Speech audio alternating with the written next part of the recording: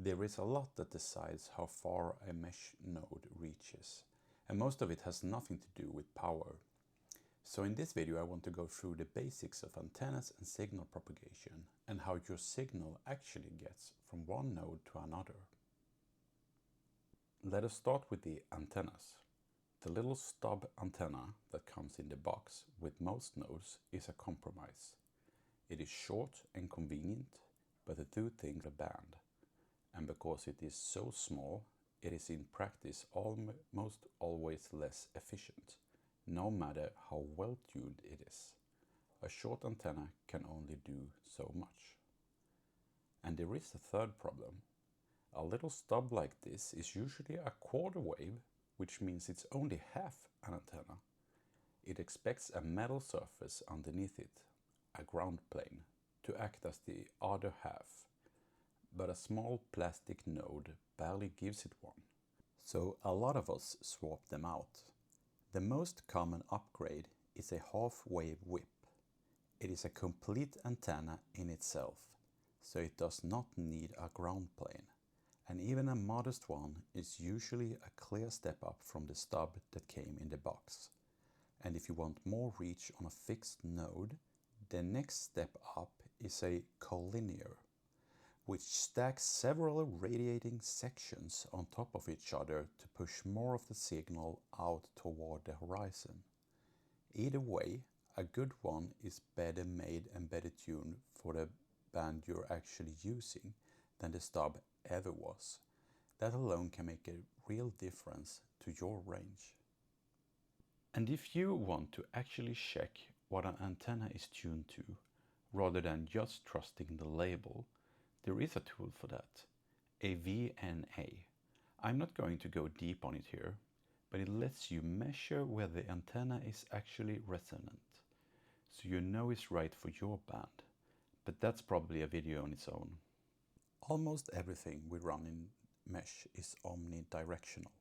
It radiates equally in all directions, in a donut shape around the antenna. More gain squeezes that donut flatter, so it reaches further toward the horizon. A directional antenna, like a jockey, more reach, but you have to aim it. But here is the key thing, and it sets up the rest of this video. The antenna does not create range, it only shapes where the power goes. What actually decides your range is height, and what's in the way. So let us talk about that. The best thing we have is line of sight, nothing in the way at all. The two antennas can simply see each other. This is the everyday reliable case, and depending on height, it can carry you anywhere from a few hundred meters to tens of kilometers. And with enough elevation, it goes much farther. A record for a pure line of sight mesh link is over 300 kilometers from one mountain top to another. Everything else in this video is about what happens when you do not have that clear view. But here is the thing. A clear straight line is not actually enough. The signal does not travel as a thin beam. It needs an ellipse of clear space around that line called the Fresnel zone. If a tree or rooftop pokes into that zone, the link gets weaker, even though it looks like you can see straight across. So if you have ever had a link that should work on the map, but barely works in reality, this is often the reason. Which brings us to the most important upgrade in all of Mesh: height. Every meter or feet you go up does two things. It lifts that Fresnel zone clear of trees and building, and it pushes your horizon further away. That is the whole reason repeaters sit on masts, on hilltops, and in my case up in trees.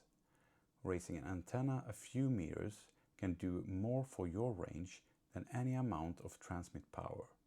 But even with unlimited height, there is a hard limit, and that limit is the Earth itself. The Earth is curved, and it curves away underneath your line of sight. So at some distance, the other node is simply below the horizon. It does not matter how much power you use. You cannot reach it with a straight line, because there is a planet in the way. The curve in this picture is a bit exaggerated, but the idea is very real, and the distance where it happens is called the radio horizon. Now here is the curious detail.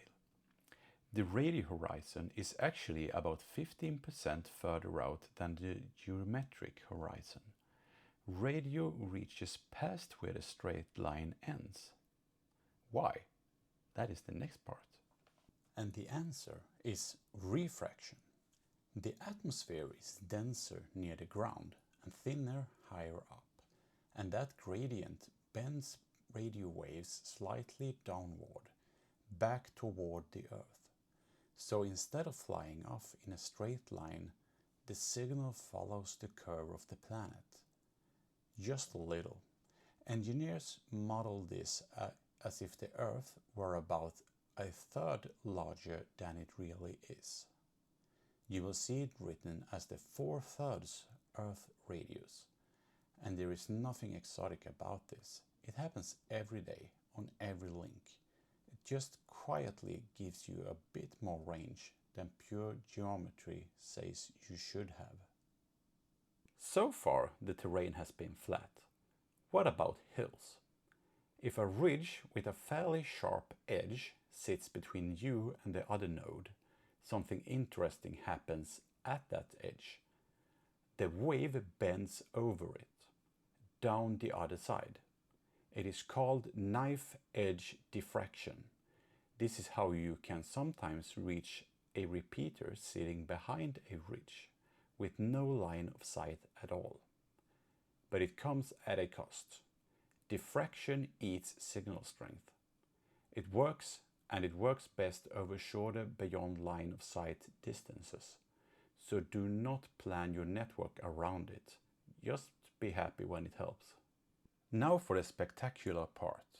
Sometimes these low power nodes reach absurdly far, way beyond anything line of sight can explain.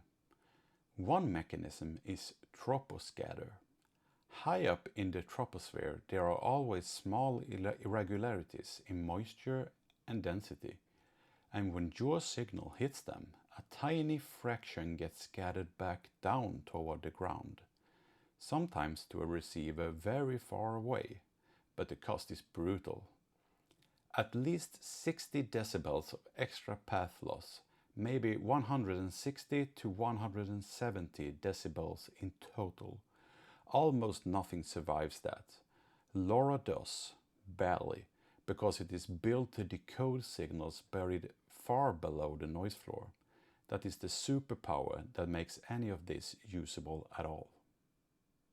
But the really long links usually comes from something else. Tropospheric ducting. When warm air sits on top of cool air, a temperature inversion, that boundary can trap the signal in a layer and guide it, like a waveguide, far beyond the horizon. The classic setup is a warm day followed by a calm, cool morning. Suddenly, nodes from normally far out of reach start appearing, and the RSSI looks better than the hardware should ever give you. Quite a few of us around Northern Europe have watched exactly this. Nodes in different countries suddenly hearing each other. Now, I want to be honest about what this is and what it is not. It is pure weather. Solar activity has nothing to do with it. This is not the HF skips you might have heard of. Ducting lives in the VHF and the UHF range, and both the EU 868 and the US 915 bands sit right in the middle of it. Over land, a good duct means mesh links of tens to a couple of 100 kilometers, links that simply should not exist on paper. Over the sea, it can go much further. The current LoRa distance record on 868 is 1,336 kilometers. It was set from a fishing boat at sea level of Portugal, to a gateway in the Canary Islands. Conditions that strongly point to a marine duct, but it is completely unreliable. So let us put the whole chain together. Line of sight is your everyday, reliable range. Keep the Fresnel zone clear and get height. The curvature of the Earth sets the hard limit, and refraction quietly pushes it a little bit further out. Diffraction gets you over ridges at a cost, and on rare days, the weather itself builds you a duct and carries your signal absurdly far away. This is why height matters so much. And it is why you sometimes catch a node impossibly far away and cannot repeat it the next day. That is not magic, and it's not your antenna, it's tropospheric ducting.